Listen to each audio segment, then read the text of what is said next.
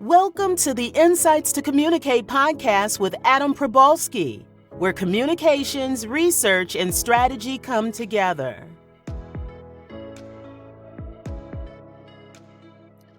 Lauren, Hillery, welcome. Thanks for joining me. Absolutely. Thanks for having me. So you are maybe I'll describe it and you'll correct me. You are a creative genius, a marketing expert.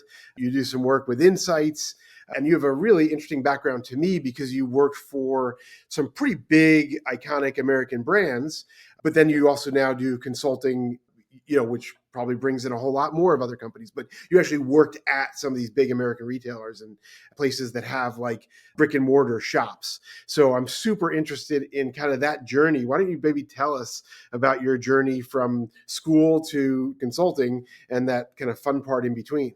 Sure, I'd be happy to. Yeah, it's maybe slightly unconventional, but my journey actually probably started back in junior high school. I had a column for my community newspaper, and I was on a journalism track. So I really thought that I wanted to be the next Katie Couric, and I really just cared about storytelling.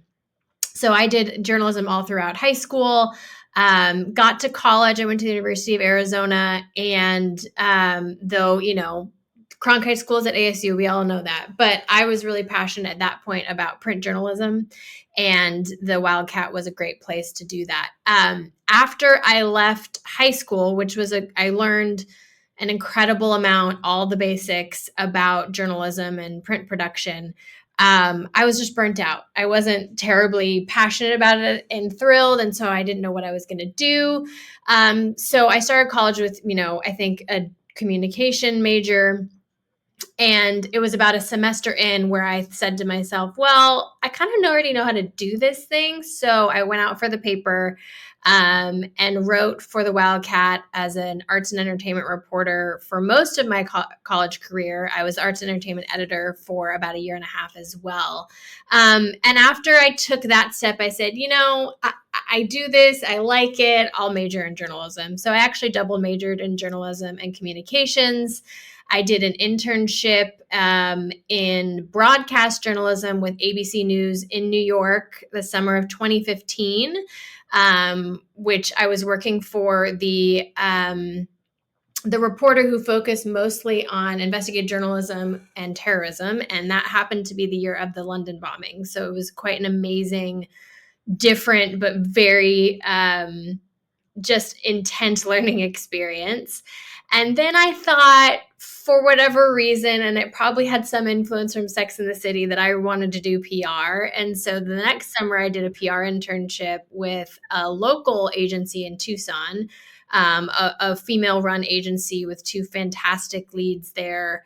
And it was very quickly into that internship that they realized I could write, and they were in and out of having copywriters. So throughout my internship and then into more of a paid gig with them, I was their kind of de facto copywriter. So I didn't do PR for them for very long. Right. I really started copywriting. And it was then that I realized, oh, this is a thing that I can do for a living. And so when I graduated school and up until really midway through my career, I was a copywriter for in-house marketing teams. So I started in working for a student loan company. So they did student loan processing. I got recruited to work in internal communications then for a debit and credit card processing company, which at that point I had this frame of mind that if I don't get out of financial services, I'll be in it forever, which is not true. But at that time in your career, you think everything is kind of the end of the world, right? Or it's going to last forever. And so I took a job with PetSmart, which is probably some of what your reference was to. So PetSmart, iconic brand in Phoenix, Arizona, which is where I grew up. And they had a creative team that was very large. And so I was able to do creative copywriting and ended up being on a concepting team there. So we concepted all of their major campaigns. So it was myself and a graphic designer and art director, and we got to do 3 rebrands. We got to come up with the holiday campaign every year. It was an amazing time to learn and grow and be at that company when it was really at the kind of peak of when they were still a public company. And at that juncture, I got recruited then to lead the creative team at Massage Envy, Yeah. which is another Phoenix-based franchise brand. There was some great talent that had moved from PetSmart to Massage Envy, and so I followed suit. And I started there 6 months. I started there a month prior to them rolling out their new brand to their entire franchise network. So it was a really interesting time to be there. And I was there about 2 years and just got an incredible learning opportunity in franchising, which is a whole nother world. Once you know it, you know it. And at that point I had been really passionate about purpose-driven brands, brand building, and strategy, though I hadn't really done it formally yet. And so this is the power of relationships. And I was connected, or my first boss at PetSmart reached out to me and she said, "Hey, I don't know if you know anybody that might be interested, but I've got a couple freelance projects." And I said, "What is it?" She told me, and I said, "I would do that work." So I started freelancing for her. And in that process, she said, "We've actually got a couple openings here. We'd love to, if you're interested, for you to apply." And so I took a job there she was working for a apartment ownership and management group. And I was their corporate marketing strategist. So they were looking for somebody who could write, who had a communications background, and who could do creative. And so I thought, well, I don't know what other boxes I check, but those are definitely the ones. So I was there for only about a year. And again, power of relationships. A good friend of mine who I'd met at PetSmart in those days was working for Lane Terralever. And we were having a friendly lunch, and she was having a hard time recruiting for a role in her team. And I said, "What is it?" And I said, "I'd do that." And so then I ended up here, and I've been with LT, formerly Lane Terralever, for 6 years now, really managing all of our research, all of our brand strategy, and marketing strategy. So you bring up something that I talk about a decent amount, and that is you call it the power of relationships. I might call it networking, or somebody might call it something else. And I don't struggle with this in any capacity. I know that the relationships that I've built are strong, and we all play off of them. And hopefully, if you're good at it, you really are champions for people that you've met along the way and help them, whether it's hiring them or helping them make connections. And those people do that for you. But I think there is a generational challenge with that, where young people today might think of that as, the fix is in, or you're using some kind of trickery to get ahead in life that I don't have the advantage of. It must have been your parents who got you, ahead in life. Do you ever encounter that? And how do you answer that? And say, no, it's all me, because this thing is back and forth. It's a two-way street. Or how do you address that? Sure. I'm incredibly passionate about supporting young folks who are earlier in their career, because I think there's such a misunderstanding and misnomer when you're young about what a career is and what it isn't and what it has to be, and the pressure that we put on young people, or that society puts on young people, to have everything all figured out. And it's just not reality. And so I really love having those conversations with young folks. And so when I talk to them about that, to answer your question, the thing that I say is, first and foremost, if you're in Phoenix, though we are one of the largest cities in the country, it is a very small city. Right. So never burn a bridge. Make sure that you are a representative, not just of a brand, but of your personal brand. And people remember how you treat them. And that's what's most important. And I wouldn't say that I have strong networking skills. To your point, I am not terribly active at getting myself out there and going to events and making sure that my name is, top of someone's memory or virtual Rolodex. But what I do think that I do well, and what I encourage other folks to do well, is find the folks within an organization that you connect with on a personal level, that you really respect, and there's a lot of mutual respect there, and just always have an open dialogue and make sure that they know that your door is always open, whether that's you're physically in the same building, or once, maybe you're in different buildings, and vice versa. And make sure that there is a conversation there, that you do feel comfortable sending a LinkedIn message or sending a text or reaching out and saying, hey, I don't know if you know anyone at this organization, but I'm looking for this opportunity, or whatever the case may be, because that's just human connection and that's just conversation. And I think even the most introverted of introverts, which I can be quite introverted, is capable of that. And so I think boiling it down to, there's some, taking the pressure off of it being career or business or whatever, opportunity driven, and just making it about relationships and conversation. There are plenty of folks that I have not spoken to, who I worked with years and years ago, who I know that I could send a message and it would be well received, just because we had a human connection, and it extended beyond just the work life. Yeah, I agree with that 100%. It's hard to explain that to some people, but there are people that I haven't talked to in 6 years or 10 years that if we had a conversation, these are not like best friends. These are, professional relationships that I would trust with the suitcase with $100,000 in cash with, because you just know these people's character. And so it is kind of hard to explain that if people haven't experienced that in their lives. I have a perfect example for you that's timely right now. A gal that I grew up with, who I was very close friends with as a child, not necessarily as we got into our teens and into college, but stayed connected with her as she was starting a photography business and I was into photography, and then beyond. She has a pretty successful online presence and does a lot of great brand development work from a visual identity perspective and marketing perspective. And she had posted something, I think, on LinkedIn about some transition she was making. And I just, responded to that and messaged her and said, I've watched you from afar. We interact, very occasionally, but I said, hey, I'm just so thrilled to see that you're doing this. I think it's something that I've always thought you were incredibly talented at. Happy to, watch your journey. And if there's ever anything that I can do to support you, you let me know. And she sent me a message back and she said, it's so funny that you reached out, because I had you, kind of top of my mind of someone that I might want to connect with in this new endeavor. And right now we're talking about doing some work together, and actually me more supporting her from a marketing strategy perspective to kind of grow her business. And so it's just, again, the power of maintaining, even loosely, relationships. Yeah, that's beautiful.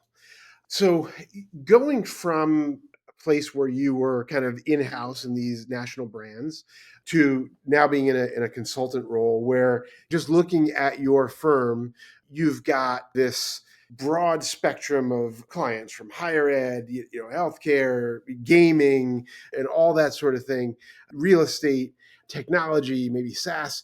How does that work? I mean, as a consultant, I do that all the time. We're working for a public utility one day, and the next day we're working for a SaaS company, and the next day it could be a developer or something like that. So I know how it works for me, but how does that work for you? Like, making that transition, was that a challenge? And how does it work on a day-to-day basis, making those transitions? Yeah, it's a great question. That is the nature of the business that really keeps me inspired and motivated. I have found that in every role I've ever been in, the second I feel like I'm not learning as much as I was, is the time I start to get a little bit of that itch. And I'm basically scratching that itch on a daily basis, multiple times a day here at LT. And so that is what has kept me here the longest. I've been here longer than I've been anywhere. And it's the element, I think, to be successful in strategy and research, the thing that I say to folks is, you have to innately have a curiosity that just doesn't go away. Right. And it pushes you to be the folks who are asking questions, whether it's just blatant curiosity, and or if it's, I really want to understand this more. And so I feel like it's my job to become the in-house expert of whoever the business or the category is, both for the sake of our clients so that they know that they have a trusted, valued researcher, strategist in their court, but also for the rest of our team members. I work with a lot of folks across a lot of disciplines here at LT, and it's my job to be their North Star, to be their light of insights for that brand, that business, their category, their audiences. And so it's that, innate desire to dig under the surface, to connect the dots, see the forest, the trees, whatever analogy you want to use. Yeah. I tell folks who are interested in strategy, it is not our job to become an expert in everything that this business has to offer and then just regurgitate all of that information. We're not useful in that sense. Right. Our job is to whittle that information down to the most impactful insights. And so the fact that yes, to your point, jump from higher ed to franchise work and retail work to casino gaming to healthcare. I get to be an expert in all these different areas. And there is so much crossover there that I think you may not realize. It's a totally different industry. But again, there are so many ways that you can learn from one industry and apply some of those learnings, maybe in really unique and opportune ways to another industry. And that's, as I said, that's the thing that really keeps me motivated, keeps me interested, doesn't allow you to get bored, that's for sure. And I think you do have to have a certain personality type, whether it's the ADHD in me or not, that actually works well with that switching gears constantly type of experience and type of day-to-day reality. I think the ADHD is almost like a point of pride for me. My wife, who's also our CEO, likes us to point out that every successful person she's ever met has had a very hard time focusing on one thing for more than 3 minutes. And that's okay, because that gives them a pretty wide perspective. I'd love to kind of understand what research looks like for your organization. And I'll tee it up this way. We see resistance to research in a lot of PR, creative, marketing shops, not in that the agencies are resistant to formalized research, but that their clients don't see the value. And so they will kind of put research on the back, making a backseat kind of an issue, because the client doesn't understand, okay, I'm spending $1 million. It's smart to spend $80,000 or $100,000 on research to really inform that process and make that more effective, but they don't get it. So how do you reconcile that with clients and explain to them research is going to really work here and we're going to spend the money on it because it's going to matter? And then what do those tools look like? Is it focus groups? Is it surveys? Is it IDIs? What does it look like for you? Sure. Well, I'll start with the first part of your question. I think that challenge is always ever present in this industry. I do think it ebbs and flows a bit. When I first started at Lane Terralever, we were struggling a bit to sell research. And I think the thing that I have found, and I think the thing that's made us successful in selling research, is kind of the opposite a little bit of what you mentioned, which is making it more bite-sized, more approachable and accessible. There's not one way to get insights, and it doesn't have to be the massive research study that costs $50,000 that takes 3 months to get through. Right. We've found success, and granted, some of that is the nature and size of our clients and their business and what we right size for them. But what we've found is, let's understand what we don't yet know. A lot of times when we go into our clients, we say, here's what we know based on either our current expertise, what the category is telling us from a secondary research perspective, or oftentimes it's our clients giving us data and research that they have at their fingertips that they just can't make sense of. Right. And then we say, okay, great, this is incredibly valuable. Here's what now we know, but here's still what we don't know. And let's craft a research study whether that's quantitative or qualitative, to answer these specific sets of questions, not just for research sake, but because we know that knowing these things is what's going to get us to an insight that is going to allow your brand or your campaign or your marketing to stand out from the crowd. And so, to get to the second part of your question, we do a combination of all of it. Almost every strategy or brand strategy engagement that we starts with stakeholder interviews, starts with IDIs. Right. And that can be talking to 2 or 3 people, that can be talking to 22 people, just depending on what the nature of the business is and who they think are the subject matter experts or those who just need to be heard and seen, to be bought into the research process. Sure. And then from there, again, we right size the research. So I do a lot of quantitative survey research. We use a great platform called Alchemer Yep. that I found they did some great marketing on their end, where I said, I need something that's not as robust as Qualtrics, but much more robust than SurveyMonkey. Yep. And that's how I found them. And they have been an absolute gem of a tool and a platform for us. And then qualitatively, we'll do traditional focus groups, in person, we'll do them virtually. I also we recently licensed a platform that is another gem for us called Converge, which really allows you to do a bit of a quant-qual hybrid. It allows you to talk to a larger segment of folks than you would from a traditional focus group, but get some of the qualitative data and an analytics there, because the platform allows folks to log on to a session, but all of their activities and exercises that you take them through, they are typing their answers. Right. So you can get, a background survey on them, do some cross tabbing, get immediate quantitative results in addition to qualitative. So that's a new platform that we're just stretching our legs with today that is becoming another incredibly valuable tool. So it is all of the above. But I really try to make it.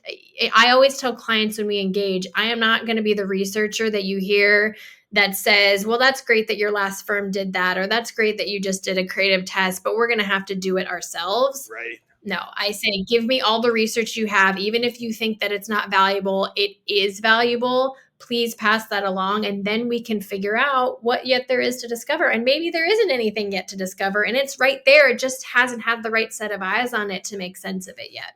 I love that approach. I mean, as a pollster, as a researcher, we want to do the things that oftentimes are easiest for us. And, doing a survey, doing focus groups, very easy to put people in that category. But like, we had a solar company that wanted to understand their market better. And I was like, you know what? There's probably a bunch of public data out there. You can go poll all the people that pull permits and understand the profile of who pulled permits to install solar, and get a better understanding of, from a market standpoint, of who those people are going to be, maybe even better than asking the questions in a public opinion survey. And I'm the same way. Research is good and data is good. Sometimes it's amazing. I think what we deliver is amazing. But if you just did a SurveyMonkey survey and you had 150 people respond to it, I'm still interested in it. It still gives me some insight into what, it might not be balanced. There might be all kinds of issues that make it not worth, a massive amount of money, but it gives you something. We work with a lot of public agencies. So I'm always like, look, you should spend a lot of money on research. But if you can't, it's not part of your budget, well, then here's the 10 things you can do on your own that you don't have to spend a dime on, or limited resources. So yeah, I think there's always the right thing at the right moment. Yeah, I love that line of thinking. And I think, thinking about it in terms of maybe a progression, right? Like, let's start here. Let's see what we learn. If there's a through line there or something that's really interesting and it gives us enough meat on the bone to pursue it, great. If it tells us, hey, we really need to dig in deeper here, then you kind of build this, progressive plan, if you will, that allows you to really focus on the research that's going to be most meaningful, but B, makes it, even from a budgetary perspective, a little more, approachable or reasonable for a client to budget that out. The other thing that I'll just mention real quickly is, we do a ton of research on behalf of our clients, but we also do a lot of our own research. And the way that I like to think about that is we know a lot of these categories that we live and breathe regularly quite well.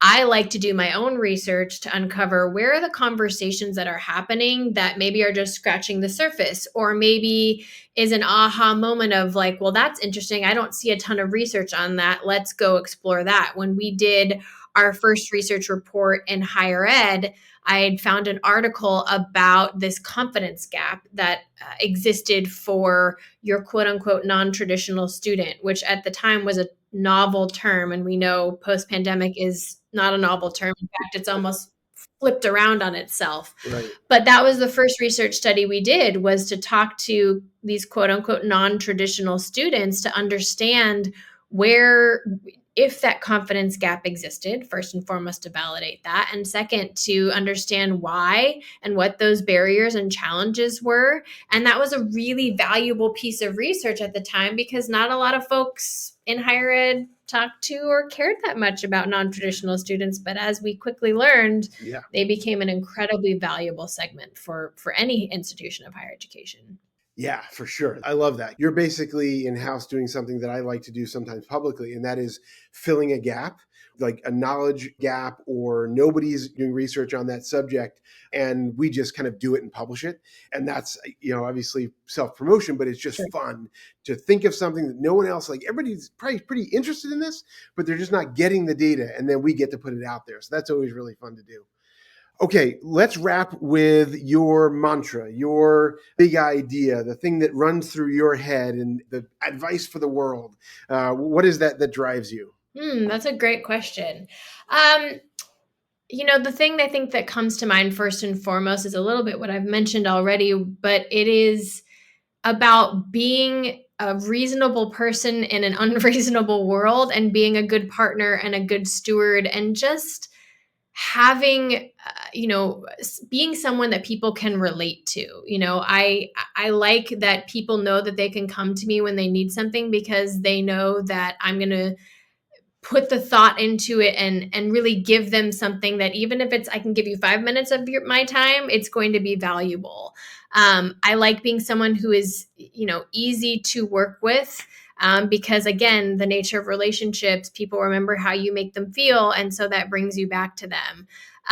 But I think my biggest, kind of driving force or driving thought that moves me forward is to be, I actually have it tattooed on me, but to be content, generous, and grateful. So expressing gratitude for everything that you have today and that is available to you. Being generous as an individual with your time, with yourself. And then content is probably the hardest one for me, but just trying to live in the moment, trying to not always look to the future or look to the past, but just being present, both for yourself and for the folks around you. And, I didn't come up with that. I can't take credit for it, but a great minimalist was someone I saw and spoke. And he said, if you can live with these 3 things, then you're probably living pretty well. And I definitely grabbed onto that. So I'm not perfect at any one of those things at any given moment, but I do strive for it. And I think that, I don't know, it makes me feel good when I walk through my life, and I hope it makes others feel good as well. Great advice, great insight. Thank you very, very much, Lauren. Appreciate it very much for joining. Absolutely. Thank you for having me. It was a pleasure. This has been Insights to Communicate with Adam Probalski, president of the woman and Latina-owned market and opinion research firm, Probalski Research.